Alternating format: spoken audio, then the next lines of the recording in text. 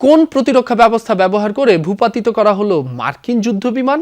নতুন defence system ব্যবহারের দাবি করলেও কৌশলগত কারণে নাম প্রকাশ করছে না আইআরজিসি, আর তাই তৈরি হয়েছে ধোঁয়াশা। সামরিক বিশ্লেষকদের ধারণা, খোরদাদ 15 ব্যবহারের সম্ভাবনা সবচেয়ে বেশি।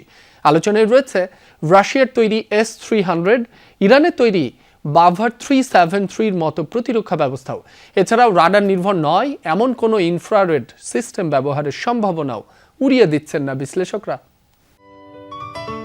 সিলন টি রপ্তানিতে শীর্ষে। চলমান যুদ্ধে ইসরায়েল যুক্তরাষ্ট্রের লাগাতার বোমাবর্ষণের কারণে প্রশ্ন ওঠে ইরানের প্রতিরক্ষা সক্ষমতা নিয়ে। এই আলোচনার মধ্যেই তেহরানের 120টি ডিফেন্স সিস্টেম ধ্বংস করে ফেলার দাবি করে ইসরায়েল। ইরান যে এখনো ফুরিয়ে যায়নি, যুদ্ধের পঞ্চম সপ্তাহে এসে সেই প্রমাণই যেন দিল দেশটি। F-15E যুদ্ধবিমান ভূপাতিত করে বুঝিয়ে দিল অপ্রতিরোধ্য নয় মার্কিন সমরাস্ত্র। ভূপাতিত করেছে একটি A-10 ফাইটার জেটও। এমন পরিস্থিতিতে প্রশ্ন উঠছে, কোন সমরাস্ত্রে এই সফলতা পেল আইআরজিসি? নিজেদের তৈরি নতুন প্রতিরক্ষা ব্যবস্থা ব্যবহারের দাবি করলেও যুদ্ধকালীন কৌশলের কারণে সেটির নাম প্রকাশ করেনি ইরান, আর তাই তৈরি হয়েছে ধোঁয়াশা। নতুন সিস্টেম নাকি পুরনো কোনো অস্ত্র দিয়েই ঘায়েল করা হয়েছে মার্কিন যুদ্ধবিমান, তা নিয়ে চলছে জোর আলোচনা। সামরিক বিশ্লেষকদের মত, ইরানের তৈরি surface to air defence system Khordad 15 ব্যবহারের সম্ভাবনাই বেশি। 150 কিলোমিটার পাল্লার এই মোবাইল ডিফেন্স সিস্টেম মোতায়েন করা যায় মাত্র 5 মিনিটে। এর আগেও মার্কিন আকাশযান ধ্বংস করেছে এটি।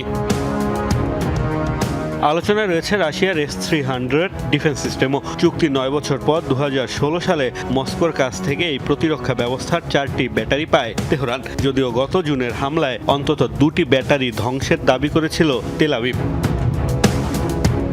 বলা হয়ে থাকে, রুশ S-300-এর ইরানি সংস্করণ হচ্ছে বাভার 373 সিস্টেম।